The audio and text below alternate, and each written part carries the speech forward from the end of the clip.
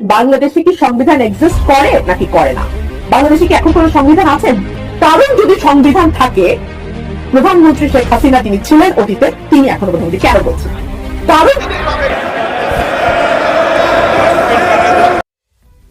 সংসদ তখন উত্তাল। স্পিকারের বারবার নিষেধ, এমনকি মাইক বন্ধ করে দেওয়ার পরেও থামানো যাচ্ছে না সেই পরিচিত প্রতিবাদী কণ্ঠস্বর। দেশটা কারো বাপের না। 52% মানুষকে পেছনে ফেলে নতুন বাংলাদেশ রচনার কোনো চিন্তা যদি কেউ করে থাকে, সেটা কখনো সম্ভব না, কোনো দিন সম্ভব না।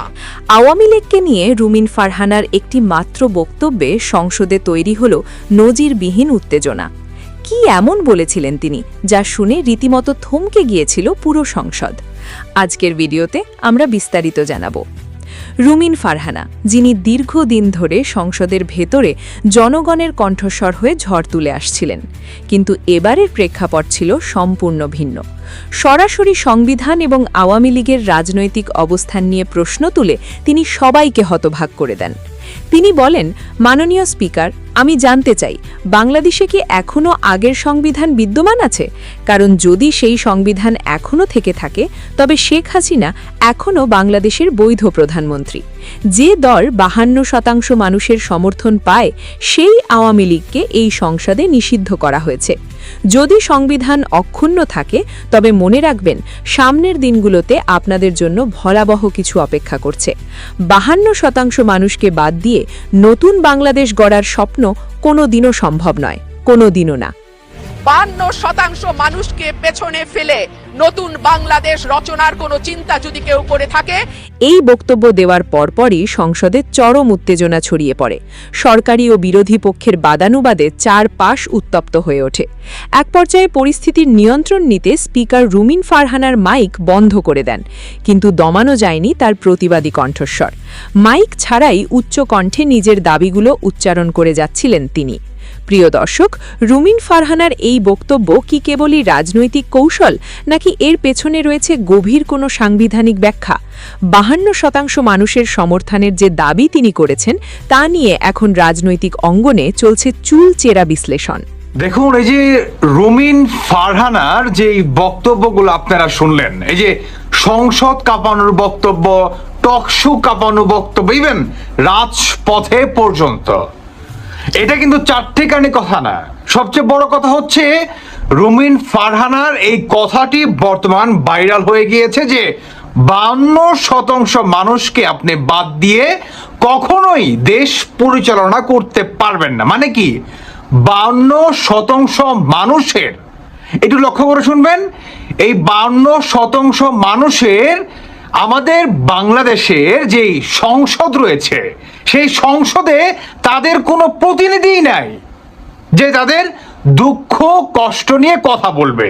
তার সবচেয়ে বড় প্রমাণ কি জানেন? এই যে আজকে আওয়ামী লীগের আপনার কর্মীদের যে পোলাপান বাচ্চা কাচ্চা রয়েছে, তারা বিভিন্ন প্রতিষ্ঠান থেকে, মানে শিক্ষা প্রতিষ্ঠান থেকে তারা বঞ্চিত হচ্ছে, তাদেরকে বের করে দিচ্ছে, তাদেরকে শিক্ষা গ্রহণ করার জন্য সেই জায়গাটি বা সেই স্পেসটি দিচ্ছে না।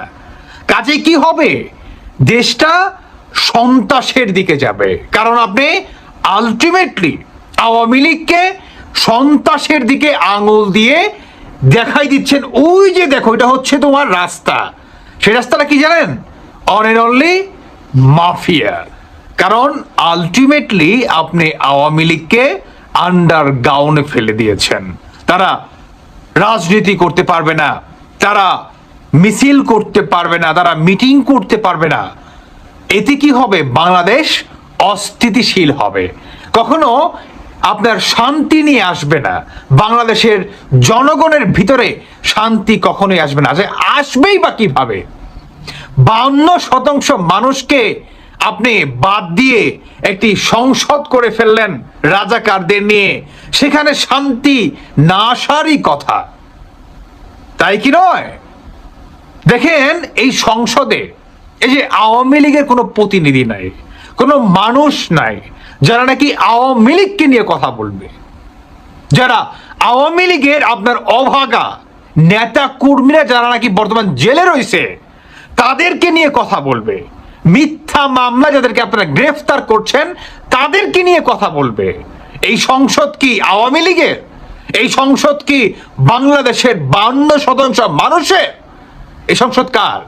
আপনারা আলটিমেটলি বাংলাদেশের প্রায় অর্ধেক মানুষকে বাদ দিয়ে একটা সংসদ করলেন, মানে বাংলাদেশটাকে আপনারা দুই ভাগ করে ফেললেন।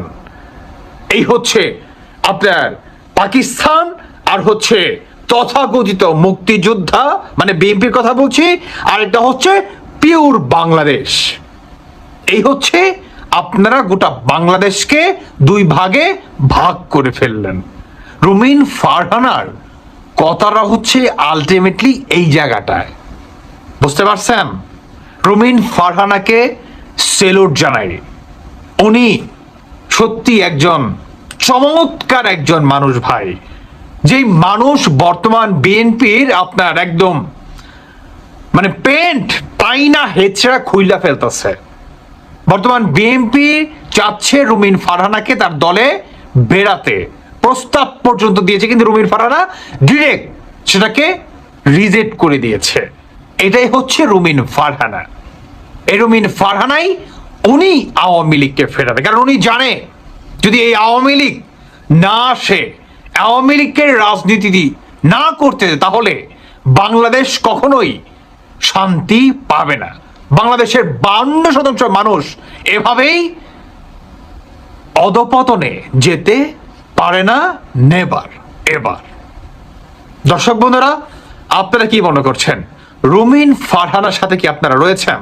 উনি কিন্তু বারবার একটি বার্তা দেয় যে আপনারা আমাদের সাথেই থাকবেন, আমার সাথে থাকবেন। বিশেষ করে উনি এই বার্তাটা বিশেষভাবে দেয়। ভালো থাকুন সবাই। আল্লাহ হাফেজ। আসসালামু আলাইকুম।